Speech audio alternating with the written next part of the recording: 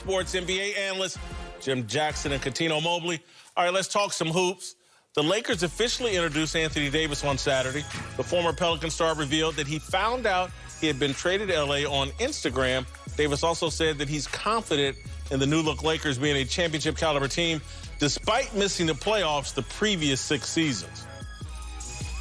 I like our roster. I like, every player that we have, from 1 through 15 or 14, 1 through 14. So I'm excited about it, and, I'll put our roster up against anybody. I feel like that, in a 7-game series that we'll come out victorious. All right, Marcellus, is that just happy talk, or do you believe AD really believes he'd put their roster up against anybody? Come on, Clips. Happy talk. Come on, Clips. You know this happy talk. This ain't number pep rally. This is LeBron's version of not 3, not 4.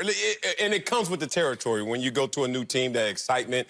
Players, we're stuck looking through a talent lens. We don't look at a player for what he is through an 82-game season. We look at Boogie Cousins walking around like, oh, he look lean, he looking ready. Boogie lost a couple pounds. Boogie gonna ball this year, but Boogie has durability issues. You can look at everyone on this roster and find a wart or two about their game and durability. That said, when you're in that moment, when he believes this fully. I go back to when I was my senior year. I remember that pep rally, and we were sitting there, and I remember looking in that front row. Jennifer Rojas, shout out to you, girl. And we gonna win league this year. Yeah, right? We'll lead this year. Yeah. It's echoing through the gym. Go Mariners. We were 0-10, bro. You know what I mean? We got tilted every single game, but you believe it. So I think he believes it, but is that the reality? Hell no. Age before beauty. Yeah. No, listen. Okay, I'll take that. You and Jason something else. Y'all know that? Something else. We're getting this started early, man. Anyway, so, yeah, I'm with you. I think you have from Avery Bradley to let's go, Rondo. A lot of those guys don't stay healthy the whole year. That's one thing. Yeah. So it is happy talk for me. But again, you still have somebody who's dominant like Anthony Davis who can play and guard 1 through 5. And you have LeBron James, you have Kuz. I think Kuz is the key to their team. If Kuz comes back with better shot selection and be able to guard wings, I think they have a good chance. I believe he does believe it because he specified really in the 7-game series, not the complete season. Right. See, for me, and we talked about this last week, to me, it's the health of the team and how you figure it out because you think about load management, AD is really not going to play probably 65 to 70 games maybe. You cut LeBron back a little bit more, Rondo back. The guy who I think is going to benefit a lot is Kuzma because you got to think about the things he's been through. The first year was with Luke, rookie year. He had to change last year kind of his role on the team. And there's going to be a different role this year, but I think a better role because as those veterans sit down a little bit, Kuz is going to be the mainstay in regards to a bulk of the minutes played, whether that's with LeBron or AD. So I said this before. When you put their roster up during the regular season, you have all those questions. Yes. Injury history and everything like that and load management. But when you start to break it down, if they're healthy enough going into a playoff series, the experience that they have championship-wise with Rondo, with Danny Green, with LeBron, that is a different outlook when you go into a 7-game series. Breathe.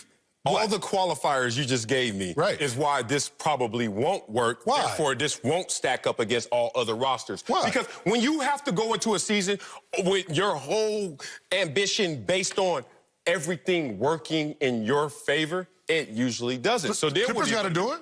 They go load manage Kawhi. And they go load manage Paul George is coming off a shoulder. You see what I'm saying? They go do the same thing. No, but they also have the depth. They have the best bench. Well, no, I love the bench in which they have. Right. But again, and the pieces fit. And the pieces fit. But I think what you have, the infrastructure for the Clippers are better. Okay. But they haven't won yet. No. So Lakers haven't won yet. But collectively they haven't. Individually they have. This is New Orleans West with LeBron being on. Jim, I think you've made an excellent point, and I say that in all seriousness. I hadn't thought of it in terms of AD's actually in the right mindset. Obviously, the conversations he's had with LeBron, Pelinka, Vogel, Jason Kidd, they have a strategy, Marcellus, to we're going to ignore the regular season. Yeah. We're going to play our playoff lineups in short bursts together during the regular season. We're not, LeBron's going to probably play 33 minutes, blah, blah. And we're going to just try to make it to the playoffs. And that's where they'll really believe. What are y'all talking about? But that's where they'll really in believe. the Western Conference, when 48 games is 8th seed, you going to ignore games? Good luck with that. You got to be 40. You're not really, but his point is you're not ignoring the games. That's one. Two is when you have a LeBron James that literally haven't taken off in the summers for the past 8, 9, maybe 10 years, and now you have somebody who's dropping in weight and really working on his body, and you have an AD, and hopefully, this is my thing, hopefully you have AD and DeMarcus Cousins and the rest of those guys on LeBron's nutritional regimen and his body work. I'm thinking, listen, in the next 2-3 months, you have something special with these guys because their mindset, like you said, their mindset can be totally different. Now, usually, even in relationships in general, if you're with toxic relationships, as Jimmy, you would notice, you get hurt because of the environment kind of thing, the stress relief. Now, when you're with this right here, you have LeBron James and AD together, I think your spirit, your energy, your everything is a lot better. Your belief. Susceptible, your belief. So you're more, you're not susceptible to be getting injured or whatever, thinking negative. Well, take it one more step. Neither one of these guys has to carry the load, which is the key also. AD had to kind of carry the load in New Orleans. He doesn't have to do that. LeBron had to carry the load last year. So he had Boogie and didn't do much. Well, no. AD. Well, he had... They did pretty well. They did pretty well in the playoffs with Rondo. But here's the thing. I think that helps from a mental perspective, too, that they don't have to go out and try to do everything. But Boogie got hurt. Well, when in New Orleans, he did. No, in New Orleans, he got hurt. So when he went to the playoffs, he didn't have him. You know what I'm saying? So at the end of the day, now you have AD with the LeBron James and maybe hopefully a more 4 or 5 month that's conditioned Boogie Cousins. Look, Jim, again, you made a great point, and it speaks to mindset of they quickly transition, and AD's had to transition because so far this has probably been a nightmare scenario for AD. He thought Kawhi was coming. He sacrificed $4.5 million. He don't even get the jersey he was promised. It's been a series of L's he's taken, and clearly they've said, hey, look, man, we got a new strategy. Yeah. We're going to make it to the playoffs, and if we do healthy, we're going to be a problem. I have a problem with that because, one, they have the oldest active roster in terms of age. Two, in the West, a lot of teams got better. Yeah, we could say what we want. A lot of teams got better, and they're young and better. So that means they're not going to take those games off and give you games when you want to go out there. You still have a mental edge. But three... AD got to believe in this squad. He helped build this. He helped pay for the squad. That $4 million he gave up. Oh, no, Kawhi. He rooted for Kawhi for $4 million.